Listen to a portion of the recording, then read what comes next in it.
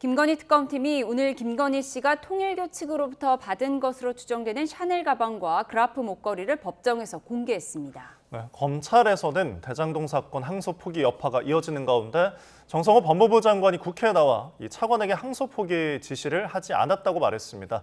이고은 변호사와 함께 이슈들 짚어보겠습니다. 어서 오십시오. 안녕하세요. 네, 오늘 특검이 김건희 씨 재판에서 그라프 목걸이를 공개했습니다. 이 그라프 목걸이 김건희 씨가 받지 않았다고 부인하는 건데요. 왜 공개했을까요?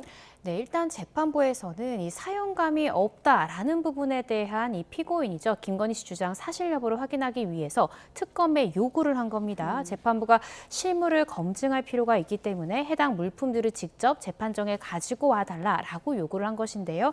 이 요구에 따라서 이 그라프 목걸이뿐만 아니라 샤넬 가방 또 샤넬 구두 등 다수의 물품들을 직접 특검에서는 가지고 왔고요. 실제 판사들이 그 해당 물품들을 보면서 가방이나 신발 내지는 이 목걸이에 사용감이 있는지 실제 검증을 한 그런 상황입니다. 네, 근데 김 씨 측에서 DNA 검증도 요청을 했다고 하는데 그렇다면 이게 실제로 받았는지 그런 여부를 가릴 수가 있을까요? 실질적으로 사용했다면 DNA 흔적이 남아있을 수 있겠죠. 그렇지만 몸에 남은 채취가 목걸이에 남아있기는 사실상 어려울 것 같고요. DNA 검증을 했을 때 DNA가 목걸이에서 나오지 않는다 하더라도 중요한 것은 그러한 물품들을 수수했다는 것이지 사용했다까지 구성 요건은 아니거든요. 네. 그래서 이 DNA 검사를 피고인인 지금 김건희 씨는 요청을 했지만 특검이 반박했던 것은 구성 요건 자체가 이러한 금품을 수수했다까지만 우리가 입증을 하면 되는 것이지 사용했다, 또 오랜 시간 동안 이것을 착용했다까지 우리가 입증할 필요는 없기 때문에 과연 DNA 검사가 필요하냐라고 지금 반문을 한 상황입니다. 그래서 이 부분에 대해서는 추후 좀 지켜봐야 되겠지만 만약 DNA가 나오지 않는다 하더라도 수수했다까지만 특검이 입증한다면 사실상 혐의 입증에는 큰 무리가 없지 않을까 싶습니다. 앞서 김건희 씨는 샤넬 가방이나 또 김기현 의원 측으로부터 로저 비비의 가방은 받았다, 이건 인정을 했는데 이 목걸이만큼은, 그라프 목걸이만큼은 DNA 감정을 의뢰할 정도로 극구 부인하고 있거든요. 이건 왜 그런 거죠? 오늘 재판부에서도 가방이나 신발에서는 사용감이 보인다라고 이야기를 했거든요. 그런데 목걸이에 대해서는 사실상 육안으로는 사용감을 확인하기가 조금 어렵다라는 입장을 밝혔습니다. 아마 착용한 횟수가 얼마 되지 않아서 DNA 검사를 한다 하더라도 실제적으로 DNA가 나오지 않을 가능성이 높다라고 판단했을 수 있고요. 이 샤넬 가방이나 구두보다는 사용감이 현저히 적다라는 것을 김건희 씨가 알고 있기 때문에 이런 부분들에 대해서 이 목걸이에 대한 수수 의혹은 부인하는 것이 아닌가 싶습니다. 네. 그리고 오늘 재판에서 김건희 씨에 대한 보석 신문이 있었는데 보석 신청은 어쨌든 어지럼증이나 뭐 불안 증세가 좀 악화한다 이런 어떤 일신상의 이유인데 전자장치도 붙이겠다, 휴대전화도 쓰지 않겠다 계속해서 이렇게 주장을 하고 있습니다. 이런 것들이 보석 판단에 좀 영향을 미칠까요? 사실상 이것은 보석을 인용하면서 어떠한 부가조치들을 부여할까인데요. 이것은 피고인이 요청하지 않는다 하더라도 재판부에서 충분히 사안에 따라서 부착할 수 있는 부가처분이다라고 생각하시면 될 것 같습니다. 이러한 요구가 이 보석을 허가할지 여부를 가르는 쟁점이 되긴 어렵고요. 다만 피고인 스스로 이렇게 여러 가지 부가조건을 부과한다 하더라도 나는 그것을 수용할 것이고 적극적으로 재판부에 이런 부가처분을 이행하겠다라는 의지의 표현이다 정도로 보면 될 것 같고요. 보석 인용 여부는 그보다는 현재 시점에서 보석을 과연 인용하는 것이 상당한가에 대한 재판부의 판단, 그것이 가장 중요할 것 같습니다. 그러니까 보석 신문 당일, 그러니까 재판부가 김건희 씨를 풀어줄지 여부를 판단하는 당일에 이렇게 그라프 목걸이가 법정에서 공개가 됐다. 이 부분은 어떤 영향을 줄까요? 이 부분에 대해서는 계속해서 김건희 씨가 혐의를 부인하고 있기 때문에요. 사실상 보석이 인용되려면 증거인멸의 우려랄지 도망할 우려가 적어야 됩니다. 그런데 지금 다른 물품들은 최소한도 수수, 그러니까 받았다라는 것은 인정하더라도 목걸이 부분에 대해서 내가 받지 않았다라고 혐의를 부인하기 때문에 이 부분 관련해서는 이 증거를 인멸할 가능성이 높다라고 판단할 수도 있고요. 또 이와 관련해서 지금 증언을 해줄 이 증인들이 현재 불출석하고 있는 이런 상황들이 김건희 씨에게 다소 불리하게 작용할 가능성이 있습니다. 실제로 지금 김건희 씨 같은 경우에는 어지러움이나 불안 증세 등으로 내가 보석이 인용돼야 된다라고 주장하는 반면 이 특검에서는 현재 주요 증인일 수 있는 유경옥 전 행정관 등의 지금 출석이 제대로 이루어지지 않고 있고 실제로 지난 8월에서 10월 동안 유경옥 증인 등이 불출석하고 있고 불출석하는 가운데 지금 피고인과의 지금 접견은 계속해서 이어지고 있다. 따라서 만약에 보석을 인용할 경우 주요 참고인들에 대한 진술을 맞춰보거나 흔들 수 있다라는 인적 증거를 인멸할 가능성이 높다라는 점을 강조하고 있거든요. 네. 그래서 아무래도 재판부에서는 피고인의 건강 상태 그리고 보석을 인용했을 때 증거인멸의 우려를 비교 형량해서 최종적인 판단을 내리지 않을까 싶습니다. 네, 그 결과도 저희가 들어오면 속보로 전해드리겠습니다. 저 주제를 좀 바꿔보죠. 검찰의 항소 포기와 관련해서 논란이 이어지고 있는데 이를 결정한 이제 노만석 검찰총장 권한대행 휴가를 냈다가 이제 복귀를 했습니다. 근데 그 거치에 대해서 이제 계속해서 고민을 좀 이어가고 있는 것 같은데요. 이 부분을 좀 어떻게 바라보고 계십니까? 네, 쉽사리 거취를 결정하기 좀 어려운 것 같습니다. 예. 사실상 이렇게까지 이것이 논란이 될 것인가를 예상하지 못했었던 것 같은데요.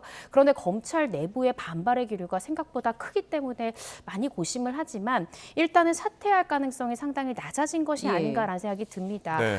실제적으로 검찰 내부에서 검사장들도 이 부분에 대한 사퇴 요구를 하고 있지만 평검사까지 지금 공개적으로 이 프로스망을 통해서 이러한 부분 정치적인 결정이 아니냐라는 등의 반발의 목소리가 나오고 있거든요. 네. 그래서 최대한 발언을 좀 아끼고 조심스러운 행보를 이어가는 것이 아닌가 싶습니다. 예, 이렇게 사퇴를 하지 않는다면 검찰총장 대행이 이 국면을 정면 돌파하겠다 이런 의지로 풀이가 되는데 처음에 이 항소에 대해서 좀 신중해야 한다 의견을 처음에 전달한 건 정성호 법무부 장관이고요. 지금 보도 나오는 걸 보면 법무부 차관이 여러 차례 이 검찰총장 대행에게 전화를 했다. 그리고 여러 선택지를 줬는데 사실상 항소를 포기해라 이런 내용이었다는 거예요. 이 부분 어떻게 해석하십니까?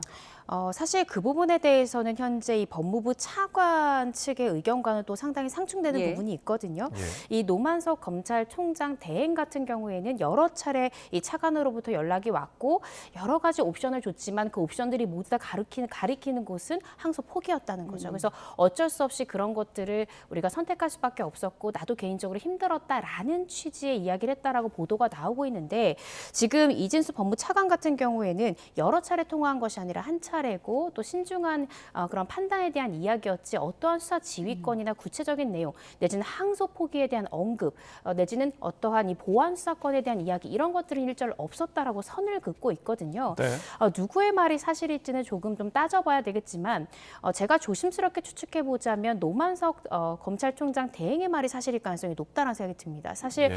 이러한 이야기를 아무리 검찰 내부에 있는 검사장이랄지 자신이 알고 있는 검사들에게 힘든 신경을 토로하면서 한 이야기일지라 하더라도 이러한 이야기가 자신에게도 상당히 불리하게 작용할 수도 있거든요. 그런데 이런 이야기를 검찰 내부에 했다는 것은 사실일 가능성이 상당히 높다라는 것이고 그리고 항소장을 제출하기 마감 시한까지 사실 항소장을 가지고 이 수사 공판팀 검사들이 이 법원 앞에서 7분 전까지 대기했다는 건 상당히 이례적인 것이거든요. 예. 그리고 항소장을 가지고 있었다는 것은 사실은 검찰 내부까지 모두 결재가 완료됐기 때문에 네. 제출하기만 하면 되는 문서를 가지고 있었다는 것이거든요. 그러면 이 검찰, 최소한도 검찰 내부에서는 항소 제기 쪽으로 이 마지막 날까지 의견이 좁혀졌을 가능성이 상당히 높았을 것 같고 이후에 그 윗선에서 이러한 결정이 틀어졌을 가능성이 저는 높다고 개인적으로 생각을 하기 때문에 실제적으로 이 지금 노만석 검찰총장 대행의 이 최초의 이야기가 사실일 가능성이 높지 않을까라고 개인적으로 추측하고 있습니다. 네.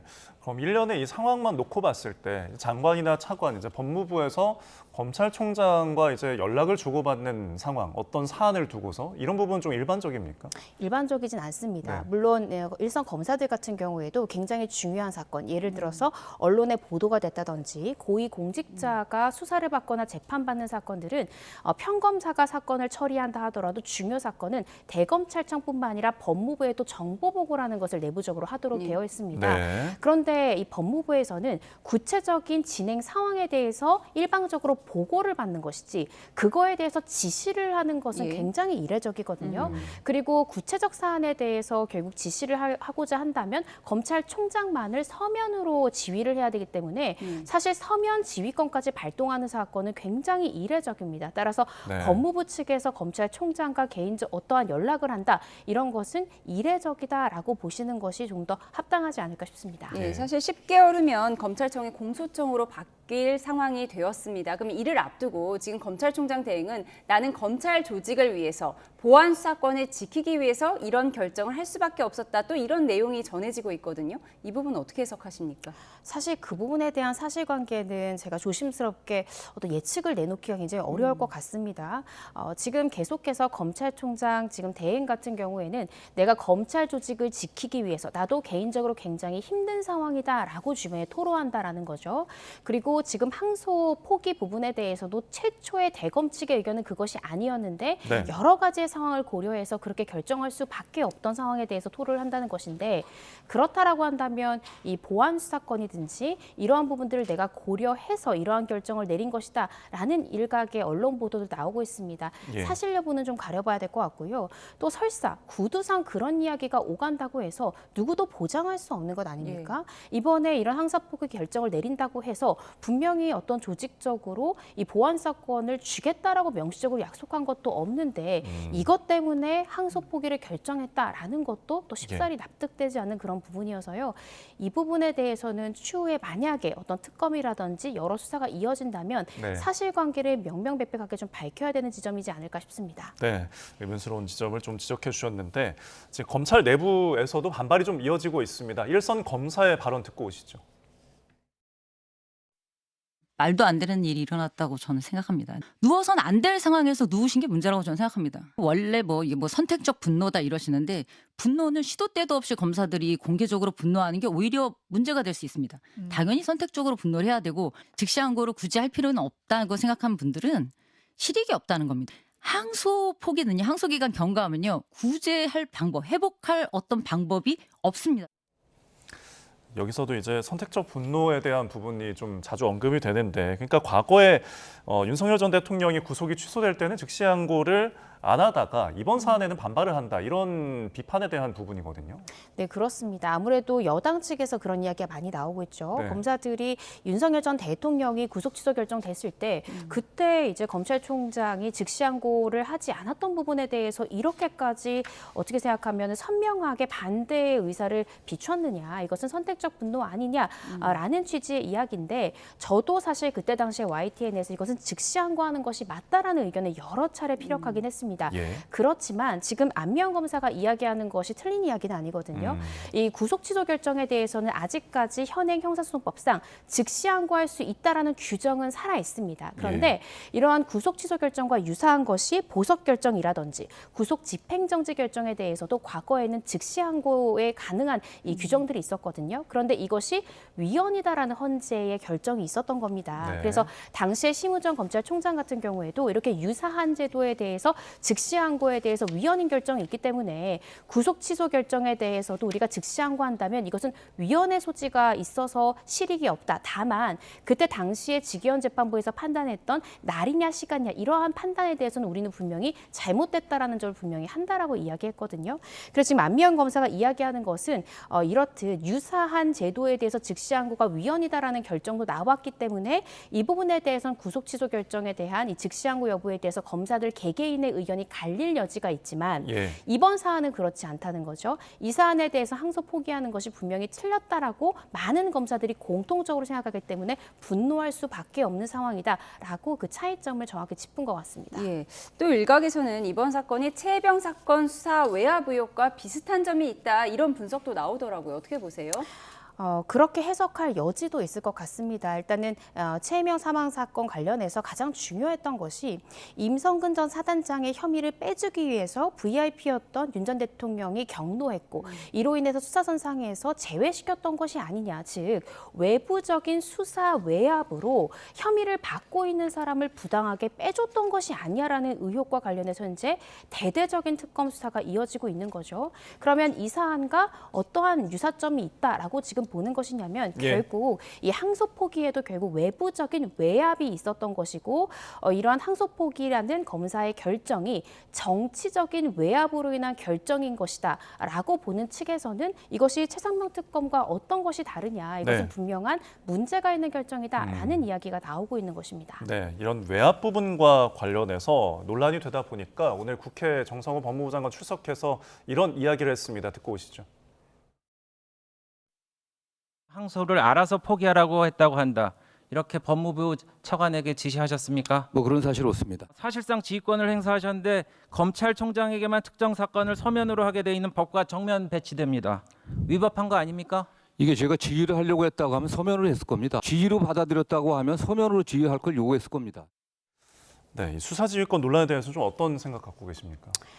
사실상 지금 법무부 장관에 대해서 구체적 사건에 대해서는 개개의 검사를 지휘할 수 없도록 되어 있고요. 예. 검찰총장만을 지휘해야 되고 그 지휘 또한 서면으로 지휘하도록 한 이유가요. 검찰이 더 이상 정치의 신여냐 이런 말을 듣지 않도록, 즉 정치가 검찰을 흔들지 않도록 분명하게 지상에 대해서 증거를 남길 수 있도록 서면으로 지휘하도록 했던 것입니다. 그러한 예. 제도를 만든 취지 자체가 더 이상 검찰이 정치에 흔들리지 않도록 하는 제도적 보완이었거든요.